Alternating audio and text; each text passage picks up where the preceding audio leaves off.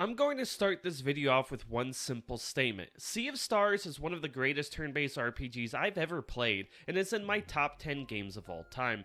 From start to finish, I loved every second of what I experienced in this incredible old-school style adventure that doesn't just make callbacks to classics RPGs like Chrono Trigger and Super Mario RPG, it takes on its own form in its top-tier combat system, smart level design, beautiful art style, and pleasant soundtrack that makes the story itself an absolute blast to follow. Now, before I dive headfirst into why I love this game so much, there will be spoilers in this video, so if you plan on jumping into Sea of Stars eventually, I would probably leave now. So first things first, the turn-based combat in Sea of Stars is so engaging on so many levels outside of just you taking a turn and the enemy taking a turn. Regardless of what action you are performing, you can press the action button as your attack or skill is landing to get bonus damage or healing to improve upon your party's effectiveness in battle. Vice versa, as an enemy is attacking your party, you could press the action button at the right time to perform a block to help mitigate the damage you take, which this makes the turn-based combat much more engaging and friendly to people who prefer a more action-oriented style gameplay, since instead of just sitting there watching a turn play out, you're actively engaging in what's happening, which I really enjoyed since it definitely takes skill to get this timing down, something I still didn't master even by the end of the game, but believe me when I say this, I will master that system. I don't care how long it takes me.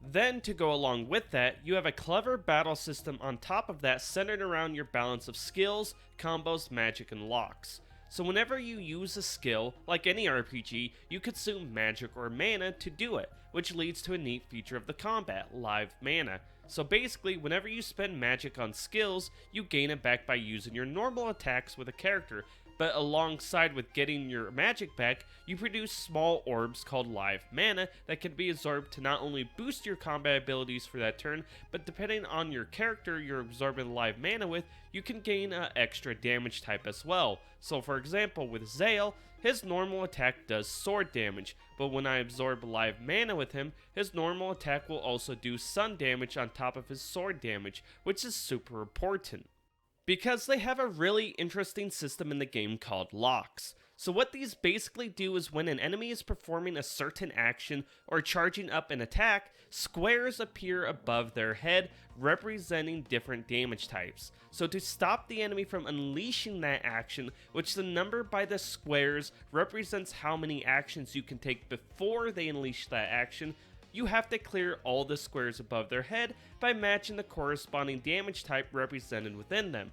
This leads to such a free-flowing combat system that kept me constantly on my toes, even though it's turn-based, since you don't necessarily know exactly what kind of lock you're going to have to break at all times. This leads to the combat constantly jumping back and forth between trying to not waste turns where you have maxed out magic points and making sure you're attacking enough to leave live mana out on the ground so you can have that extra damage type for normal attacks just in case it's needed to break a lock, which is super useful since it not only stops the enemy from laying some serious damage on you, but it's the biggest factor in boosting your combo points. Now, combo points, which is built from most actions you perform in battle, allow you to do devastating combo attacks where two members of your party team up to unleash skills that are incredibly useful for various situations by spending those points which are separate from your normal magic points. Two of my favorites being Solstice Strike, which helped me build back up mana for both Zale and Valerie at the same time, or the entertaining Arcane Barrage where Roshan throws out magic hourglasses that Sarai kicks into the enemy to increase how long an enemy takes to perform an action. Then last but not least, you have ultimate attacks that are truly unique for each party member, with my favorite ultimate attack being by your party member Beast, which is hilariously called Altered Beast, which there is no way that's not a callback to the old arcade classic game Altered Beast. Then moving on to your party members, which can be swapped out on the fly, making every one of them important in almost every battle since they all play such unique roles from one another because of their various damage and magic types. For example, Valerie's skills focus on multiple targets while dishing out blunt and moon damage. So while her Moonerang ability can damage all targets on the field, her Lunar Shield not only heals the entire party, but it also provides a shield that allows her and her fellow party members to take a free hit, which is useful in the fact that when you swap out a party member, they keep that Lunar Shield on them, so it doesn't go away, which led to me basically swapping in characters to use up combo points and take hits after another character's turn was up, because how the swap system functions in Sea of Stars is when you're on a select character, you could swap them out for another, but if they used up an action that turn, you can't swap them out unless you're on another character and use a combo skill that uses a character not on the field, so you can choose which character they replace. This entire system is so incredible, and I really hope you can see why I love it so much. It really does make the turn-based formula much more action-based without ruining what makes it so great, which is the ability to think ahead 2 to 3 turns, attempting to outsmart what the game is throwing at you. But that's enough about the combat. I could talk about this for hours, but there is much more we need to cover, like how you traverse the wonderful world of Sea of Stars. For a lot of old school RPGs, moving around or interacting with the worlds have never really been that interesting for most of them. Obviously, there are exceptions to this rule, such as games like Golden Sun, which you definitely see its DNA in the level design of Sea of Stars.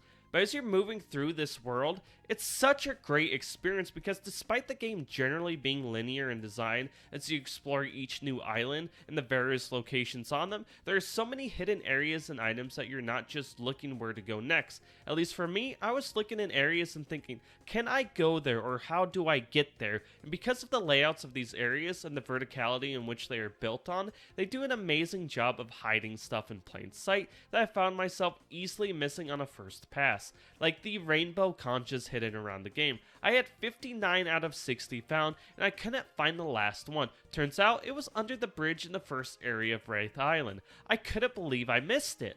Then the general designs of the puzzles, despite generally being easy, were extremely well done.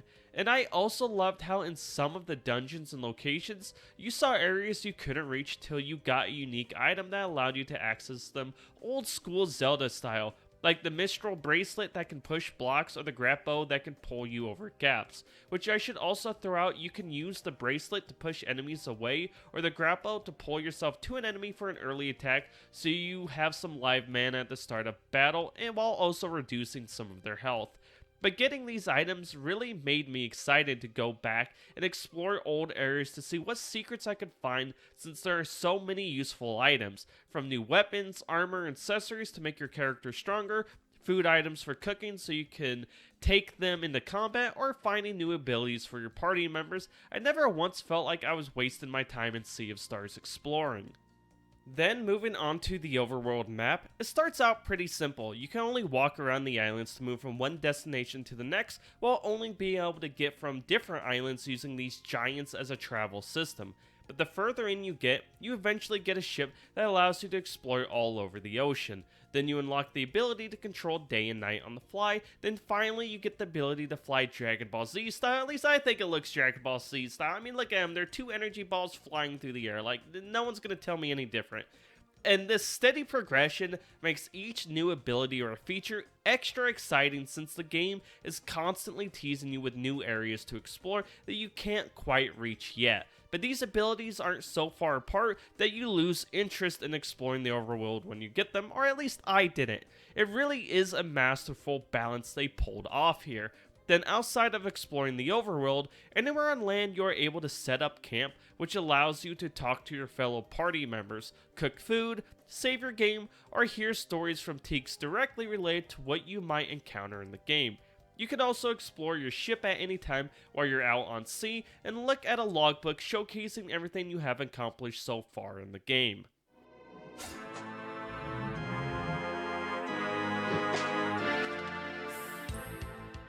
One of the biggest reasons why the combat and traversal of Sea of Stars comes together so well is because of the amazing music that acts as the backdrop of the colorfully designed world. Each location has its own unique music and color palette that makes it really stand out. I mean, just listen and look at this.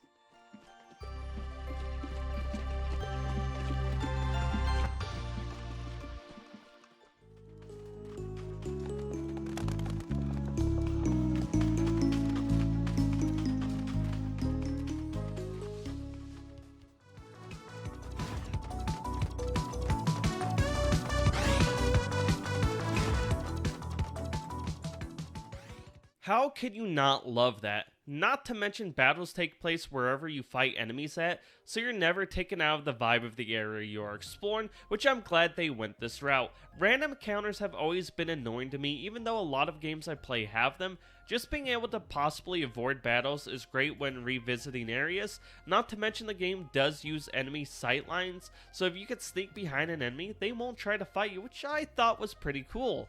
It's a nice detail, which is something they don't mess around on. Everywhere you look, you can see the care that went into crafting this world, like small stuff such as your reflection on the water to the smooth animation of enemies. These little details really brought everything together for me, just like the story. The story of Sea of Stars starts off pretty straightforward and probably for a lot of people rather slow as the game builds up the world you're about to take on. But your two main characters, Zale and Valerie, who are wielders of sun and moon magic, are tasked with training to become the next Solstice warriors so they can take on these great evil creatures known as dwellers with eclipse magic. After finishing training, they head out to face their first dweller with their best friend Garl on a mission given to them by their headmaster Moraine. The interactions between these three are amazing, and I have to say Garl is one of my favorite characters in any game I played. His joyful nature, ability to calm nerves of those around him, and the fact he is known as the warrior cook just makes him a badass to me, and he has one of my favorite combo abilities in the game with Suri called Item Roulette. Then Zale and Valerie have that strong kind of warrior code vibe to them, ready to take on any evil creature no matter the cost, and it was interesting seeing how they become powerful warriors by the end of the game. As for your other companions, I won't say a ton on them, but the twists and turns the story takes around Suri are incredible, the setup for Roshan is second to none, and Biss plays a huge role in a part I didn't see coming at all. This is one of the few times the game continued to surprise me with the story and characters every step of the way, not to mention the boss fights that a lot of areas ended with were incredible and made reaching the climax of different story moments that much more exciting. Also, since the game has such a seamless leveling system that keeps pace with the story, you will never find yourself needed to grind levels and endlessly stress over what stats you need to prioritize.